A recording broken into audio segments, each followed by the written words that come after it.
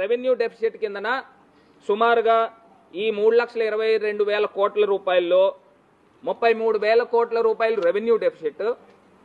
ఇది కాకుండా physical deficit అంటే ఫిజికల్ డెఫిసిట్ లేనిది ఫిజికల్ డెఫిసిట్ అన్నమాట. ఆ డెఫిసిట్ సుమారుగా 79,926 కోట్ల రూపాయలు అంటే 1,04,000 కోట్ల రూపాయలు. ఇవంతా కూడా ఎక్కడి నుంచి తీసుకొని వస్తారనంటే వివిధ బ్యాంకుల నుంచో లేకపోతే FRBM లిమిట్స్ నుంచో లేకపోతే ఇంకోటి నుంచో అప్పులు చేసి తీసుకొస్తారు. ఇది మర్చిపోబాకండి.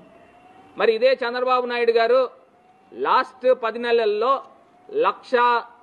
బడ్జెట్లో చూపించింది 79,000 కోట్ల రూపాయలు అప్పు చూపించారు. ఇది కాకుండా వివిధ కార్పొరేషన్ల నుంచి మీరు తీసుకుంది సుమారుగా 40,000 కోట్ల రూపాయలు అప్పు కనబడతా ఉంది.